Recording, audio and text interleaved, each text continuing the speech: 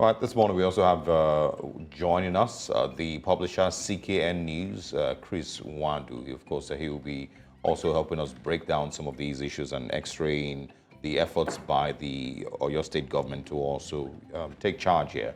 Mr. Nwandu, I'm sure you know everybody who's on that street in the whole estate. Never, of all the things that they expected to happen in 2024, this wasn't one of them. What are your thoughts on the explosion?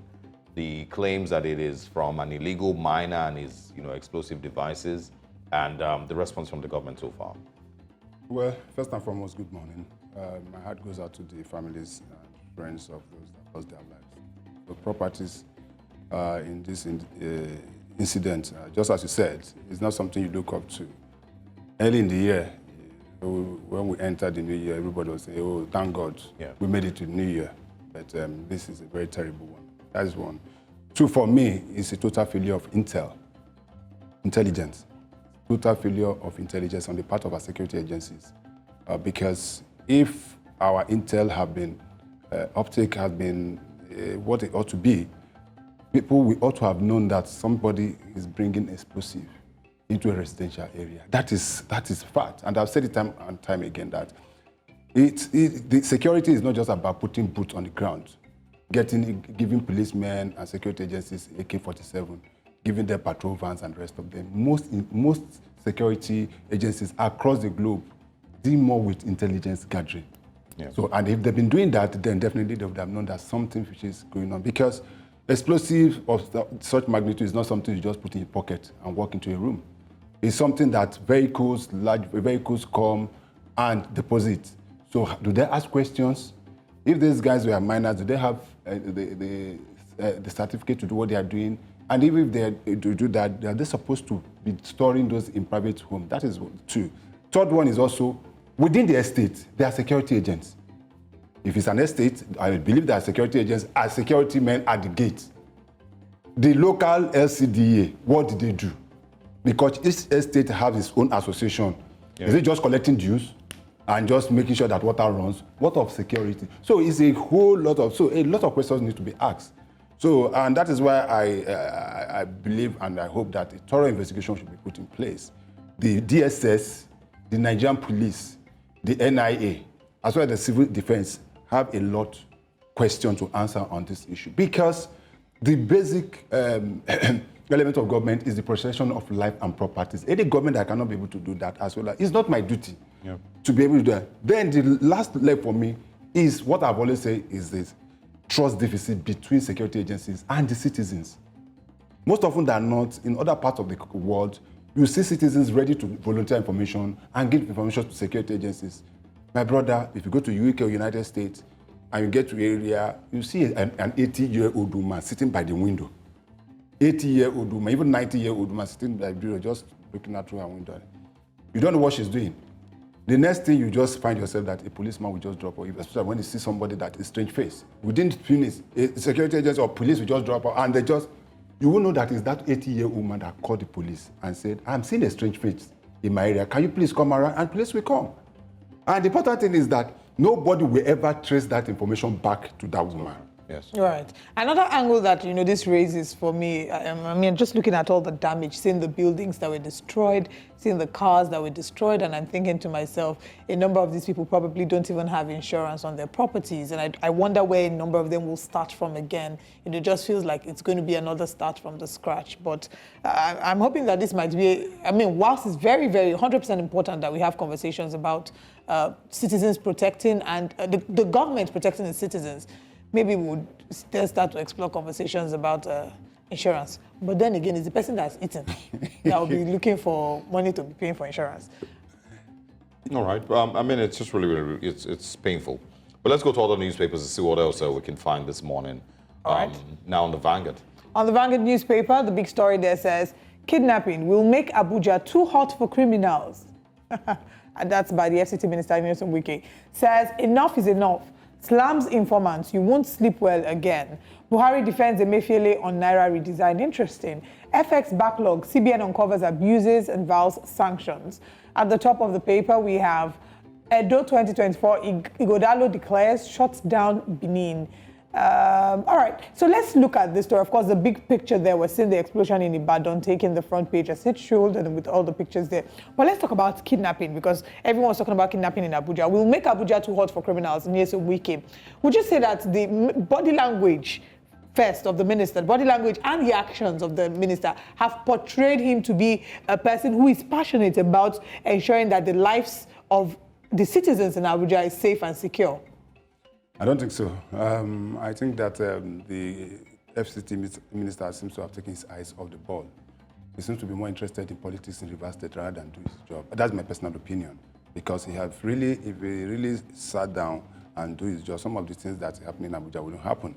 That is one. Two, he's the chief security officer of FCT, as it were, governor of FCT, if we put it in that context, just like the governor of Lagos State and the rest of it. There are certain things that you expect him to do that he's not doing.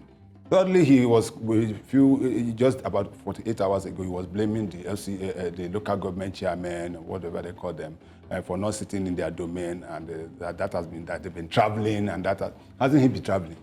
He's always in Port Harcourt. Every weekend you see him meeting traditional rulers, going to see also secure his political structure. The structure and the job that he's been given is not doing it. But that's neither here nor there. The issue is that we don't know the socio-economic and political problem that the invasion of Abuja, as I said, is going to cause. One, Abuja is the capital city of Nigeria. It is the seat of power. Apart from that, that is where you have all the embassies, foreign embassies in Nigeria. The foreign, in the next few days, I'm just waiting to see the travel advice. Exactly. The travel advice by United States, United Kingdom, and Canada, and the rest of them about Abuja. That does not speak well. Fourthly, the president is practically on a daily basis flying across the globe seeking for foreign investment. The vice president currently is in Davos, Switzerland, trying to seek foreign investment. Who will come to invest in a country where there is insecurity? That in itself is a problem. So those are the issues. But more than that, let me tell you for free that a few months ago, the governor of Niger State raised an alarm that Niger State is practically being taken over by bandits, and that Abuja, which is just close about 38 kilometers or whatever to Niger State, is probably being encircled by bandits. You ask yourself, what did our security agencies do? In Abuja, we have the headquarters of the army. In Abuja, we have the headquarters of the Air Force. In Abuja, we have the headquarters. Practically all then also the Inspector General of Police is in Abuja. But let us put it in a total context. The primary responsibility of internal security lies with the police. It's not the army. The army, constitutionally, by sections of the 1999 Constitution as amended, put that squarely on the lap of the police.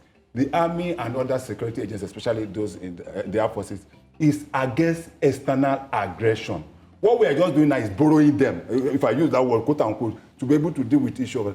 So I saw the grandstanding that the IG and his people did yesterday, operation this, operation that. They were driving very school, blowing sirens. I saw something like that in Lagos, interestingly.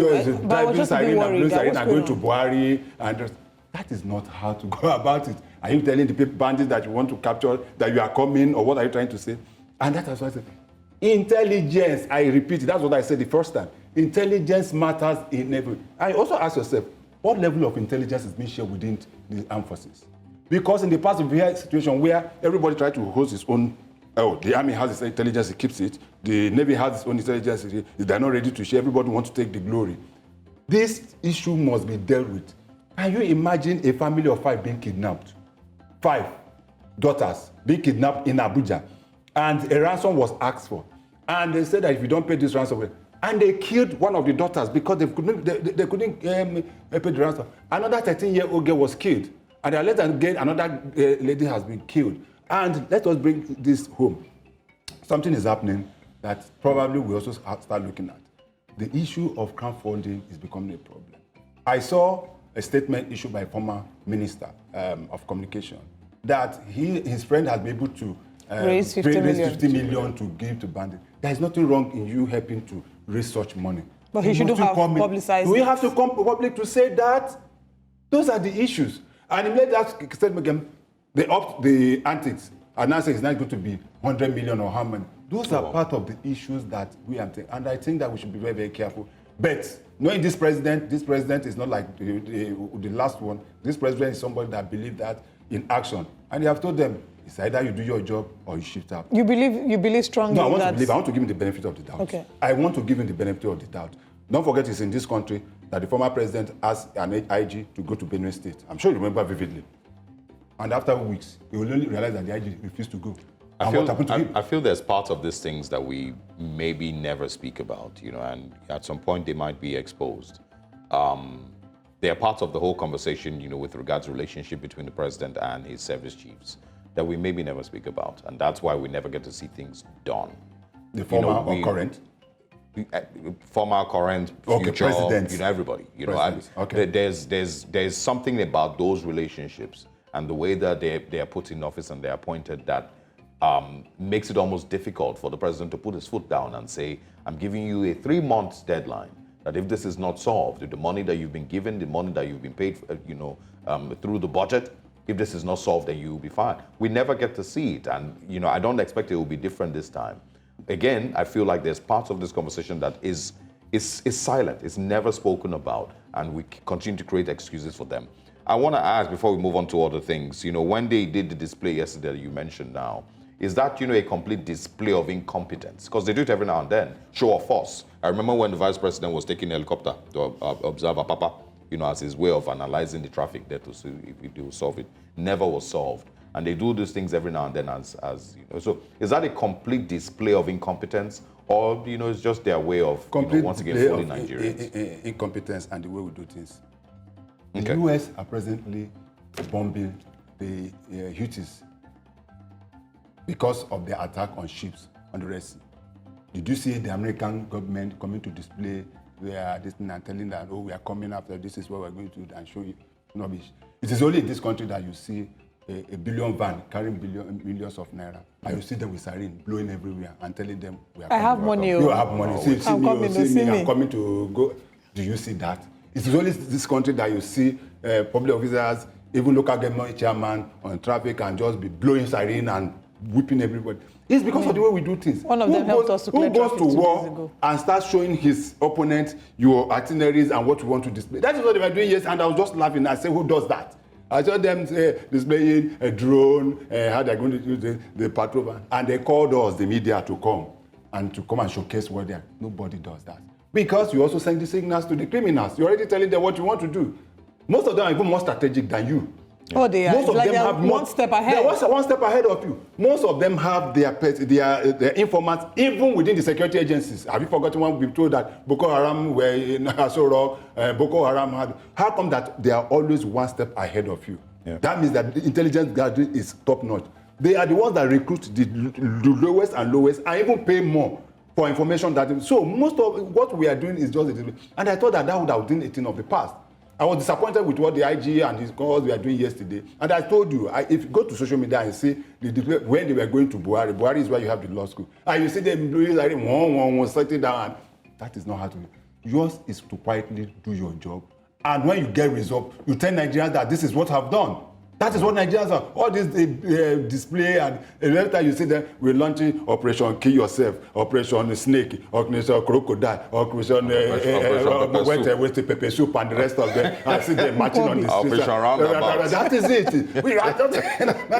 As funny as it sounds, and as ridiculous as it sounds, it's a very serious issue. It is. I mean, we hope that the government is listening and understands that they need a full grasp of the problem that is at hand to be able to then prefer solutions. But Nigerians currently, like you did mention, there's a deficit of trust. Nigerians don't trust that they care as much as that they even know what they're doing. Exactly. Mr. Chris Kehinde Nwandu, thank you for joining us. It's always a pleasure to have you. Thank you very much for having me. All right. We're going to break. This is still Breakfast Central. We'll be right back with some more information.